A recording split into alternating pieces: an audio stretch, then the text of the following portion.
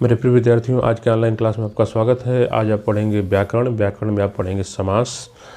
समास का अर्थ है मूलतः नज़दीक लाना, पास लाना, संक्षिप्त करना। यहाँ पर जो समास का आपको अर्थ लेना है वो संक्षिप्तीकरण से है। दो पदों को यानी कि दो शब्दों को पास ले आने से है। यहाँ समास से मतलब ये है। समास का उल्टा होता है व्यास। व्यास का मतलब होता है उसको फैलाना, और समास का मतलब होता है एकत्रित करना। दो शब्दों को पास ला करके यानी कि एक दूसरे से मिला करके एक जो है कि शब्द का निर्माण करना, इसको कहते हैं समासीकरण।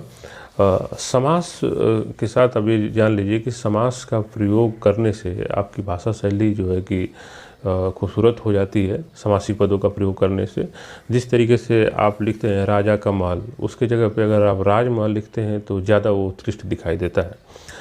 तो राजा का महल और राजमहल, यानी आप देखें कि राजा का महल यानी कि राजा और उसके महल को एक साथ ले आने पे राजमहल बना। इसमें से का शब्द जो है का लोप हो गया। तो इसमें दो पद हुए, राजा और महल। राजा और महल को जोड़े राजमहल हो गया, यानी का शब्द का लोप हो गया। तो जब कुल मिलाकर समास में दो पद हुए, जो पहला पद होता है उसको उत्तर पद कहते हैं, जो पहला पद होता है उसको पूर्व पद कहते हैं, जो दूसरा पद होता है उसे उत्तर पद कहते हैं। अब देखिए कि जब दो शब्दों को पास लाया जा रहा है तो कुछ व्याकरणिक शब्दावलियों को उसमें से लोप हो जाता है। जैसे राजा का महल को एक साथ लाया गया, राजा का महल को एक साथ जब मिलाया गया तो राजमहल बना। इसमें से का शब्द का लोप हो गया, यानी कि इस व्याकरणिक शब्दावली का लोप हो गया। दो जो है कि समासी पदों को एक साथ मिलाए। तो अब देखिए कि जैसे समास विग्रह जब करते हैं, इसको जब दो पदों को एक साथ मिलाते हैं तो इसे समासिक पद कहते हैं। राजा का महल को एक साथ मिलाए, राजा महल को एक साथ मिलाए राजमहल हुआ, ये एक समासिक पद है। जब आप राजमहल को अलग अलग करेंगे तो राजा का महल हो जाएगा, यानी कि ये समास विग्रह हो जाएगा। दोनों पदों का अलग अलग करना। जैसे आप विग्रह करते हैं तो जिस जो है व्याकरणिक पद का लोप हुआ था का वो आकर के फिर लग जाता है। जैसे राजमहल का आप समास विग्रह इसको अलग अलग करेंगे तो राजा का महल यानी का के बीच में लग गया। तो समास को बनाने में जब दो पदों को एक साथ ले आते हैं तो कुछ व्याकरणिक जो पदबंध होते हैं उनका लोप हो जाता है और वो समासिक पद बन जाता है। राजा का महल, राजमहल यानी का लोप हो गया। लेकिन जैसे ही राजमहल का समास विग्रह करते हैं यानी उसको फिर से अलग अलग करते हैं तो वो जो जिस व्याकरणिक शब्द का लोप हुआ रहता है वो आकर के फिर से लग जाता है, तो राजा का महल हो जाता है जब इसको समास विग्रह करते हैं। दो पद बता दिए कि पहले पद को पूर्व पद कहते हैं, दूसरे पद को उत्तर पद कहते हैं। दो पद मूलतः होते हैं समास में। अब इसको थोड़ा सा और समझने की कोशिश करें। ये बार बार पद शब्द, ये पद का क्यों प्रयोग है? जबकि दो शब्द आपस में आकर के मिल रहे हैं तो पद का क्यों प्रयोग होता है? तो आप इस बात को एकदम ठीक तरीके से समझ लीजिए कि जब कोई शब्द अकेले रहता है तो शब्द कहा जाता है, लेकिन जैसे ही वो कहीं प्रयोग हो जाता है, जैसे मान लीजिए वाक्य में कोई प्रयोग हो गया शब्द, तो वो शब्द नहीं कहा जाएगा, वहाँ पद कहा जाता है। इसलिए समास में प्रयोग होने वाले जो शब्द है वो पद कहे जाने लगते हैं। आप जैसे एक उदाहरण आपको देते हैं, जैसे राम लिखा हुआ है तो राम एक शब्द है, ठीक। लेकिन जैसे ये लिख देते हैं कि राम जाता है, अब जब इस वाक्य में राम को देखेंगे तो राम वहाँ एक पद है वाक्य में। यानी जब कोई शब्द किसी वाक्य में या कहीं पर भी उस शब्द का जब प्रयोग होने लगता है, प्रयोग हो जाता है, तो वो शब्द पद के रूप में मतलब कि बुलाया जाने लगता है कि वो पद है। तो इसीलिए समासिक पद कहते हैं, क्योंकि दो शब्द आपस में मिलते हैं तो वो पद कहे जाते हैं। इसलिए बार बार जो है कि मतलब कि उसका पूर्व पद उत्तर पद की बात होगी, पद शब्द की बात होगी। इसलिए आप एकदम इसका भ्रम खत्म कर लीजिए कि बार बार यहाँ पद क्यों कहा जा रहा है। समास आपको जानने के हिसाब से आप एकदम बेसिक तरीके से समास को केवल समझेंगे जो आपके सिलेबस में है। आप ऊपरी मतलब कक्षाओं में जाएंगे तो समास को विस्तृत तरीके से समझेंगे। यहाँ आप समास का मुख्य भेद ही जानेंगे। समास के मुख्यतः 6 भेद होते हैं। जो पहला समास है उसको कहते हैं अव्ययी भाव समास। दूसरा जो समास है उसको तत्पुरुष समास। तीसरा समास है कर्मधारय समास। जो चौथा समास है वो है बहुब्रीहि समास। पांचवा समास है वो द्विगु समास और छठा समास द्वंद्व समास। ये 6 समास को आप पढ़ेंगे यहाँ पर। 6 समास की क्या विशेषताएं होती है इसको आप जानेंगे। पहला समास होता है अव्ययी भाव समास। अव्ययी भाव समास जो है क्या है कि जब किसी समासिक पद में का उत्तर पद, मतलब आप देख लिए कि एक पूर्व पद होता है, एक उत्तर पद होता है। जब किसी जो है समासिक पद में उसका जो पूर्व पद होता है वही प्रधान होता है और अव्यय होता है। अब ये अव्यय शब्द क्या है जान लीजिए। जिन शब्दों का रूप नहीं बदलता, अर्थात जिनमें लिंग, वचन, कारक, काल आदि के कारण कोई विकार या परिवर्तन नहीं होता, उन्हें अव्यय या अविकारी शब्द कहते हैं। यानी कि आप ये देख लीजिए क्या क्या लिंग, वचन, कारक, काल आदि में परिवर्तन हो तब भी उसमें कोई परिवर्तन नहीं होता, तो वो जो है अव्यय या अविकारी शब्द होता है। आपको एक उदाहरण से इसको समझाएं। जैसे आप कहते हैं कि मोहन आज जाता है। मोहन आज जाता है एक वाक्य। दूसरा वाक्य सीता आज जाती है। तो देखें क्रिया बदल गया, जाता है हो गया ऊपर वाले वाक्य में, नीचे वाले वाक्य में जाती है। यहाँ हो गया मोहन सीता, यानी लिंग परिवर्तन भी हुआ, लेकिन जो आज शब्द है वो आज शब्द ही प्रयोग हो रहा है। यानी कि साफ सा इसका मतलब ये है कि आज यहाँ पर अव्यय शब्द है। क्यों? क्योंकि क्रिया के बदलने के साथ और लिंग परिवर्तन के साथ भी इसमें कोई परिवर्तन नहीं हुआ है।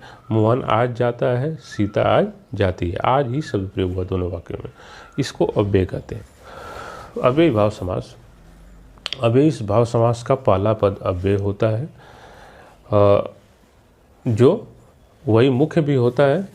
और इसके उदाहरण के रूप में आप बार बार देखते रहे हैं, आप पहले से पढ़ते आ रहे हैं कि यथा शक्ति। इसमें 2 पद हैं, यथा जोड़ शक्ति। यथा यहाँ पर अव्यय शब्द है, इसलिए यहाँ पे अव्ययी भाव समास है। इसी तरह आप देखते हैं प्रतिदिन। आप देखिए कि प्रतिदिन, प्रतिपल, प्रतिपल, देखो प्रति नहीं बदल रहा है, दिन तो बदल रहा है इधर, प्रतिपल, प्रतिक्षण, तो प्रति यानी प्रति अव्यय शब्द है। यानी इसका पहला पद जो है अव्यय है, वही मुख्य है, इसलिए इसमें भी अव्ययी भाव समास है।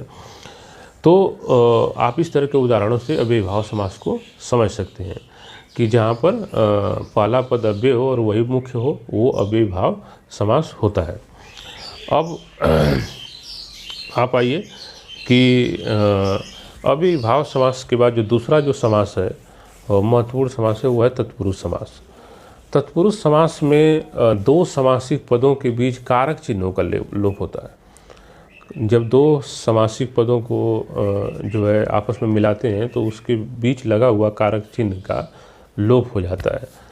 जैसे रसोई के लिए घर है, तो जैसे ही आप इसको मिलाएंगे रसोई के लिए घर को, रसोई घर बन जाता है। ये समासिक पद है रसोई घर, लेकिन जैसे इसको समास विग्रह करते हैं तो रसोई के लिए घर होता है। यानी के लिए जो शब्द है उसका लोप हो रहा है, ये कारक चिन्ह है के लिए। आप देखते हैं ना, कर्ता ने कर्म को करण से, तो ये जो कारक चिन्ह है सभी, ये कारक चिन्ह इस समास की विशेषता है कि जैसे ही 2 पदों को अलग करते हैं इन कारक चिन्हों का लोप हो जाता है। कारक चिन्ह आप जानते हैं, कारक चिन्ह आप पढ़े हैं, जैसे कर्ता ने, कर्म को, से, करण से के द्वारा, संप्रदान को के लिए, अपदान से, अधिकरण में पर, संबंध सूचक उपसर्ग है का की के, फिर संबोधन के लिए सूचक है हे हो अजी। तो इसमें कारक जो चिन्ह है उसका लोप होता है तत्पुरुष समास में। अब देखिए खास बात इसका ये है, जैसे उदाहरण है पाप मुक्त, पाप से मुक्त, से कारक चिन्ह जो आकर के इसमें लग जाता है। रसोई के लिए घर, रसोई घर, रसोई के लिए घर, के लिए आकर के लग गया यहाँ पे कारक चिन्ह। इसी तरीके से देशभक्त, देशभक्त देश का भक्त, का कारक चिन्ह आकर के लग गया।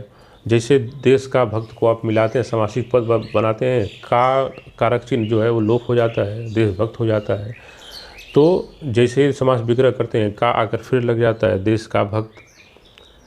तो इस तरीके से आप देखते हैं, स्नान घर, स्नान के लिए घर, रसोई घर, रसोई के लिए घर। तो यहाँ पे तत्पुरुष समास है, जिनके आप जो है कि जैसे विद्यालय है, विद्या के लिए आलय, तो के लिए आकर के लग गया यहाँ पर।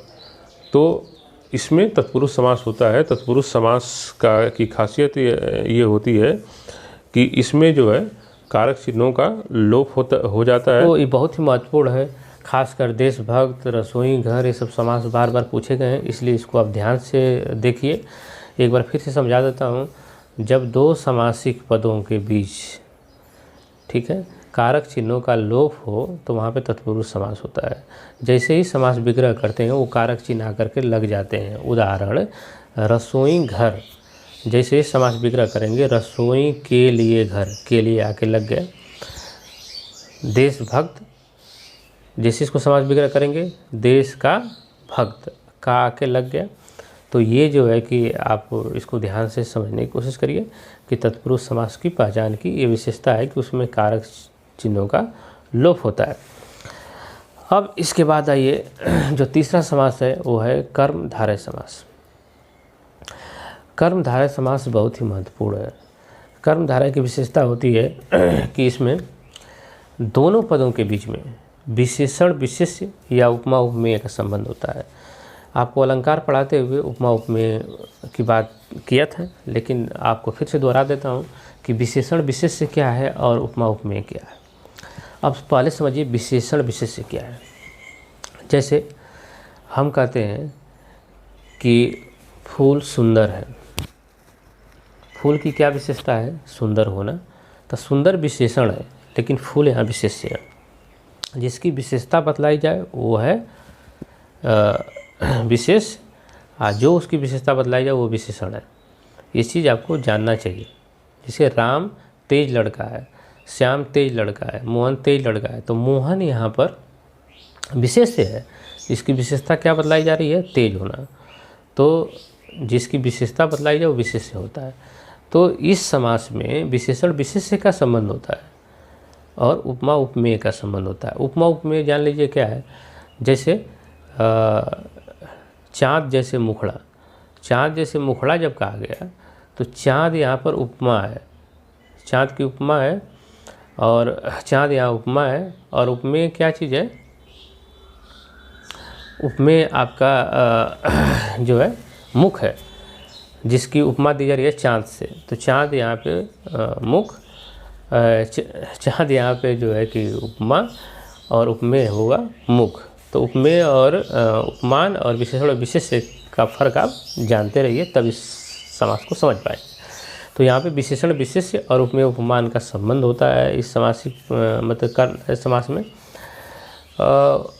उदाहरण के लिए आप ले सकते हैं। उदाहरण में अगर आप लेते हैं तो नील कमल, नील कमल यानी कमल कैसा है? नीला। कमल की विशेषता क्या है?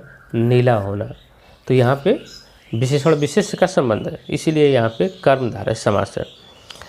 इसके बाद है आप महाराज, महान राजा, राजा कैसा है? महान है, इसलिए यहाँ पर कर्मधारय समास है। इसके कई उदाहरण हैं। जिस तरीके से आप चंद्रमुख भी कह सकते हैं, मतलब मुख कैसा है? चंद्रमा के समान है। यहाँ भी विशेषण विशेष का संबंध है। लेकिन एक बात समझना है कि किसी भी समास में विशेषण विशेष्य का संबंध हो, यानी एक शब्द दूसरे की विशेषता बतलाए, एक पद दूसरे की विशेषता बतलाए, एक पद से दूसरे की उपमा दी जाए, ठीक है। लेकिन जैसे विशेषण विशेष्य का जो संबंध तो हो, लेकिन उसको जब समास विग्रह करें तो कोई तीसरा अर्थ न देने लगे। अगर तीसरा अर्थ देने लगेगा तो वो कर्मधारय न रह करके बहुव्रीहि हो जाएगा समास। क्योंकि बहुव्रीहि समास जो होता है उसको विशेष के साथ देखिए तब ज़्यादा समझ में आएगा। बहुव्रीहि समास में भी होता है कि दो पदों के बीच विशेषण विशेष्य का संबंध, उपमेय उपमान का संबंध हो, लेकिन जैसे ही उसको अलग करें, जैसे ही उसका विग्रह करें, वो तीसरा अर्थ देने लगे, तो वहाँ पर बहुब्रीहि समास होता है। तो आप देखिए कि कर्मधारय समास अगर आपको जैसे कहते हैं, मतलब आप दशानन कहते हैं, 10 मुखों वाला, मुख्य उसकी विशेषता है 10 होना। तो लेकिन दशानन को जैसे ही अलग करते हैं वैसे ही इसका अर्थ हो जाता है रावण। पीताम्बर, पीताम्बर को यानी पीले वस्त्र, वस्त्र कैसा है, पीला होना, लेकिन पीताम्बर को जैसे अलग करते हैं कृष्ण का अर्थ आने लगता है उसमें। इसी तरीके से आप जो है कि बहुत इस तरीके का शब्द है जिसको आप देखते हैं कि जैसे ही उसको विग्रह कर रहे हैं उसका तीसरा अर्थ निकलने लग रहा है तो बहुब्रीहि में चला जाएगा, वो कर्मधारय नहीं रहेगा। कर्मधारय समास को आप जान लीजिए कि कर्मधारय समास में विशेषण विशेष्य का संबंध होगा, उपमेय उपमान का संबंध होगा दोनों पदों में, लेकिन उसका तीसरा अर्थ नहीं निकलेगा। अगर तीसरा अर्थ निकलेगा तो बहुब्रीहि में चला जाएगा। ठीक है। बहुब्रीहि में बहुब्रीहि के समास बहुब्रीहि समास के साथ एक और समास को जानना जरूरी है, वो है द्विगु समास। द्विगु समास की खास विशेषता होती है कि इसका पहला पद संख्यावाचक होता है। इसका पहला पद क्या होता है, संख्यावाचक होता है। जिस तरह से चौराहा, चौ मतलब चार, चार राहों का समूह चौराहा, तो यहाँ पे पहला पद क्या है, संख्यावाचक है, इसलिए यहाँ पर जो है द्विगु समास है। इसी तरीके से आप देखते हैं शताब्दी, शताब्दी मतलब शत, अब्द मतलब वर्षों का समूह, मतलब कि 100 वर्षों का समूह शताब्दी कहा जाता है। इसी तरीके से आप त्रिभुज, 3 भुजाओं का समूह, यहाँ पे द्विगु है, यानी पहला पद संख्यावाचक है। लेकिन यहाँ पर भी एक मामला है कि किसी भी समास का पहला पद संख्यावाचक हो, लेकिन जैसे ही उससे समास विग्रह करें और वो तीसरा अर्थ देने लगे तो वो द्विगु से बहुब्रीहि में शिफ्ट हो जाता है। तीसरा अर्थ नहीं देना चाहिए, तीसरा अर्थ अगर देने लगेगा तो वो द्विगु समास नहीं रह जाएगा। जिस तरीके से त्रिनेत्र, त्रिनेत्र का पहला जो शब्द है वो त्रि मतलब 3 यानी संख्यावाचक है, इसको द्विगु होना चाहिए, लेकिन जैसे त्रिनेत्र को अलग करते हैं वो शिव का अर्थ देने लगता है, तीसरा अर्थ देने लगता है 3 नेत्रों वाला, यथार्थ शिव, इसलिए वो यहाँ से द्विगु से चल करके बहुब्रीहि में चला आता है। त्रिनेत्र जो है बहुब्रीहि समास है। इसी तरह से दशानन, दशानन में 10 जो है कि मुख वाला यानी 10 संख्यावाचक है, उसको द्विगु होना चाहिए, लेकिन वो उठ करके चला आ रहा है आपका बहुब्रीहि में, क्योंकि दशानन मतलब 10 मुख वाला अर्थात रावण का अर्थ देने लगता है। तो ये तो फिर से एक बार समझ लीजिए कि लंबोदर एक शब्द है, लंबोदर मतलब लंबा उदर है, जिसका अगर सिर्फ लंबोदर कहा जाए और उसका तीसरा अर्थ न निकल रहा होता तो ये कर्मधारय समास होता है, क्योंकि इसमें विशेषण विशेष का संबंध है। पेट का की विशेषता है लंबा होना, यानी लंबोदर है, लेकिन जैसे ही जिसका पेट लंबा हो, लंबोदर कहते हैं, वैसे ही इसका अर्थ निकलने लगता है कि गणेश, तो वैसे ही वो बहुब्रीहि में चला जाता है। तो ये ध्यान रखिए कि जब किसी समास में विशेषण विशेष का संबंध हो, उपमेय उपमान का संबंध हो, लेकिन वो तीसरा अर्थ न दे, जो उसका अर्थ हो वही उसका अर्थ निकले, तो वहाँ पर कर्मधारय समास होता है। लेकिन जैसे ही वो तीसरा अर्थ देने लगेगा वो बहुब्रीहि समास हो जाएगा। इसी तरीके से किसी भी समासिक पद का पहला पद जो है संख्यावाचक हो, लेकिन वो तीसरा अर्थ न देने लगे समास विग्रह करने के बाद, तभी तक वो द्विगु रहता है। लेकिन जैसे तीसरा अर्थ देने लगेगा वो बहुब्रीहि हो जाएगा। तो बहुब्रीहि समास को आप जान गए होंगे कि जिसमें विशेषण विशेष उपमेय उपमान का संबंध हो, पहला पद संख्यावाचक भी हो सकता है, लेकिन इसकी खास विशेषता ये है कि जैसे इसको समास विग्रह करते हैं ये तीसरा अर्थ देने लगता है, इसलिए इसको बहुब्रीहि करते हैं।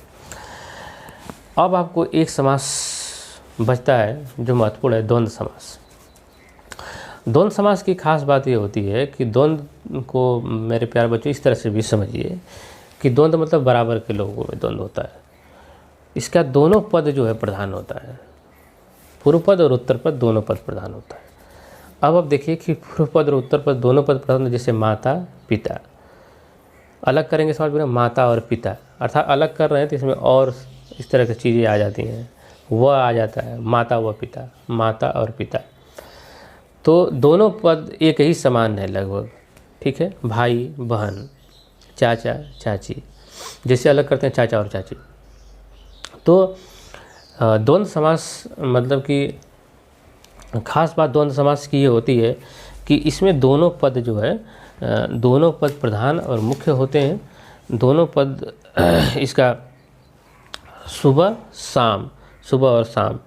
फिर आप देखते हैं राजा रानी, राजा और रानी दोनों जो है कि बराबर सुख दुख, सुख दुख। तो ये है आपका द्वंद्व समास। ये बहुत ही बेसिक तरीके से आपको समाज समझाने की कोशिश है प्यारे बच्चों। आप इसको कई कई बार देखिए और लगातार जो है कि आप मुझसे इस संदर्भ में सवाल पूछ सकते हैं। कुछ चीज़ें नहीं समझ में आ रही होंगी तो सवाल पूछ सकते हैं। आज के लिए इतना ही, शुक्रिया।